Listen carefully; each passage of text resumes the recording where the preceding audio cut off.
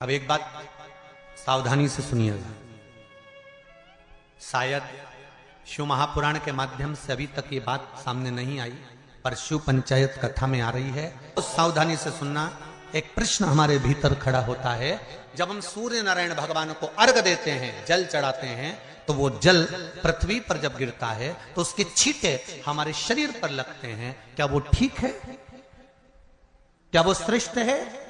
तो शिव महापुराण की कथा कहती है, जब हम सूर्य को अर्घ देते हैं, सूर्य को जल चढ़ाते हैं, वो पानी जब पृथ्वी पर गिरता है, उसके छींटे हमारे शरीर पर लगते हैं, तो वो श्रेष्ठता का भाव निर्मित करते हैं। वो गलत नहीं हो सकता। कारण अब वो भी समझ लीजिए।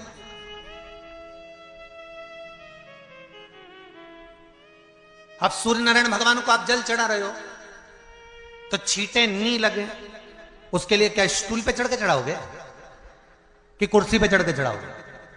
अरे बोलो तो सही। अब कई लोगों के दिमाग में यह बात भरा गई कि हम भगवान को जल चढ़ाते हैं, वो हमारे शरीर में छींटे लगते हैं, जमीन पे से पानी गिरता है, वो हमारे शरीर को छींटे लगते हैं, भगवान को अच्छा नहीं लगता होगा।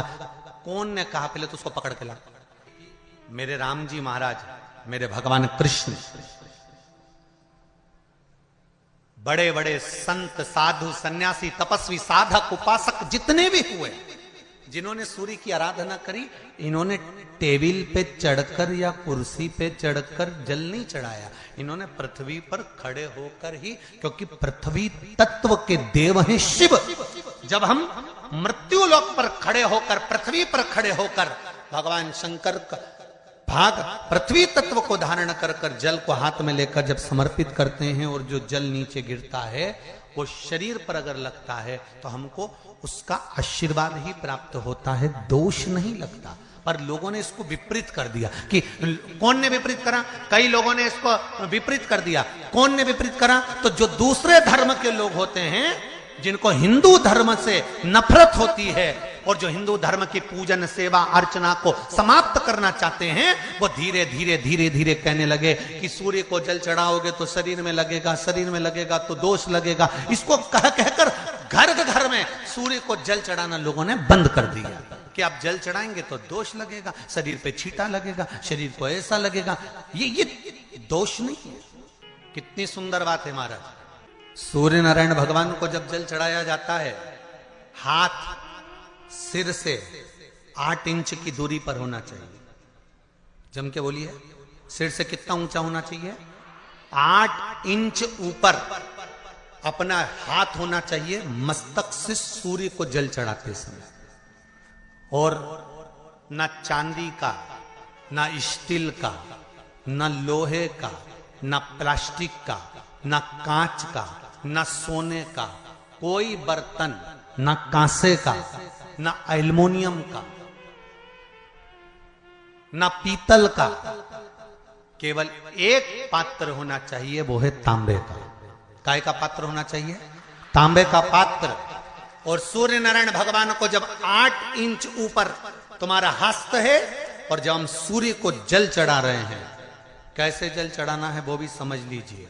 अगर कोई कैंसर का मरीज है, जिसके चेस्ट में कैंसर आ गया हो, लेफ्ट में, राइट में कहीं पर कैंसर आ गया हो, या कोई गठान आ गई हो, तो महाराज आप जल चढ़ाते समय उस जल की धार को सूर्य भगवान को जब चढ़ा रहे हो, तो धार आपकी गठान की ओर जाना चाहिए, जिससे सूर्य की किरण उस जल में से आपके उस स्थान पर पड़े, उस जगह पर पड़े जहां पर गठान है।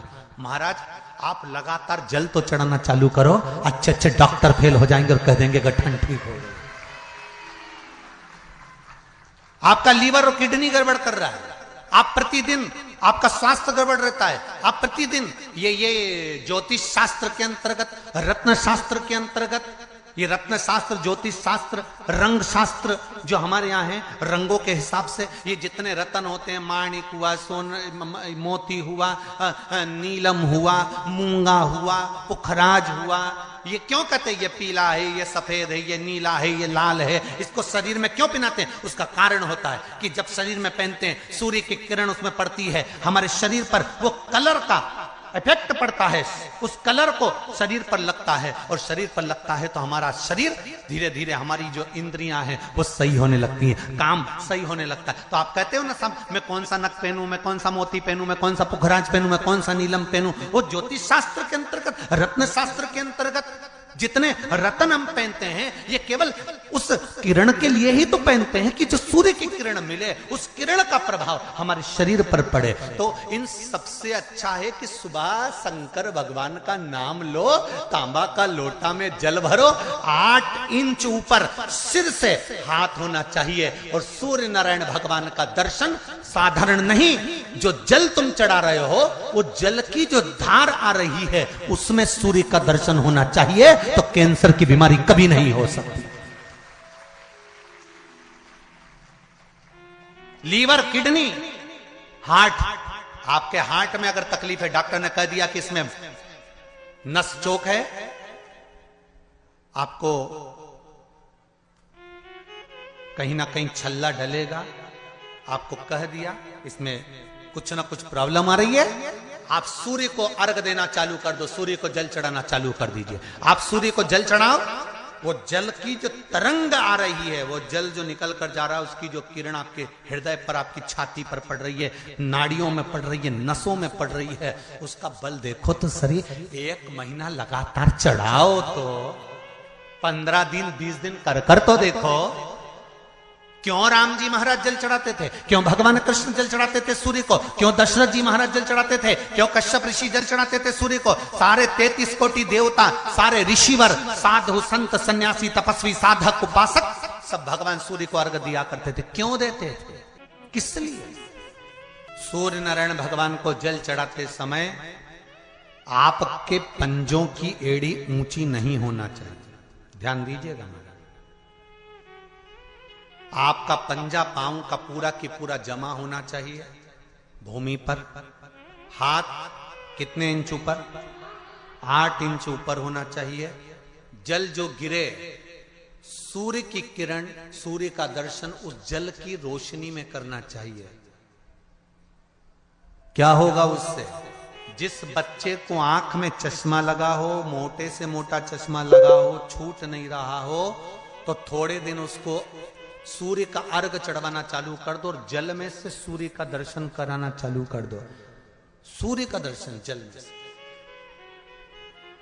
2 महीना 2.5 महीना बहुत है, आंख की रोशनी बढ़ जाएगी, चश्मा हट जाएगा। आप कर देखिए। अब एक प्रश्न और खड़ा होता है सूर्य को अर्घ देने का। गुरुजी, पंचदेव पंचायत में सूर्य नारायण भगवान शंकर की पंचायत में हैं।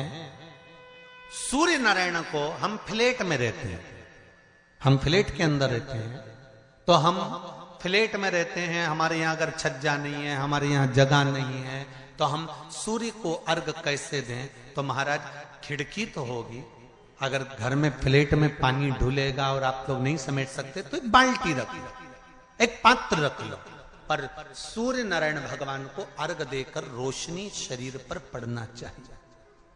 जिंदगी में कभी कोई बड़ी बीमारी नहीं आ सकती।